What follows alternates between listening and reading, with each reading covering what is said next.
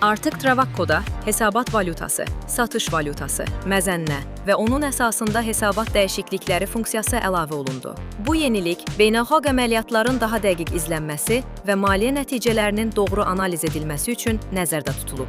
Rezervasiya və ya biletinizi kopyalayıb süni intellektlə doldur bölməsinə atın, avtomatik bölmələrdə olsun və satış valyutası da daxil olmaqla bütün məlumatlar sistem tərəfindən tanınsın. Sadəcə Ctrl+A, Ctrl+C və Ctrl+V edirsiniz. Bütün məlumatlar dolur. Əl ilə doldurmağa ehtiyac qalmır. Hesabat valyutası şirkətin maliyyə nəticələrinin təqdim olunduğu əsas valyutadır. Satış valyutası isə müştəri ilə əməliyyatın həyata keçirildiyi valyutadır. Bu iki valyuta fərqli olduqda məzənnə dəyişiklikləri avtomatik olaraq hesabatlara təsir edir və FX təsiri formalaşır. Məsələn, satış avro ilə aparılır, lakin hesabat dollarla hazırlanırsa, satış tarixindəki və hesabat tarixindəki məzənnə fərqi əlavə gəlir və ya zərər yarada bilər. Və sistem bu fərqləri avtomatik hesablayaraq hesabatlarda ayrıca göstərir. Bu valyuta və məzənnə dəyişiklikləri həm debitor borcları hissəsində, həm də işçilərin satış performansı hissəsində görünür. Təchizatçılara ödənişlər və müştərilərdən mədaxil zamanı yaranan məzənnə dəyişiklikləri də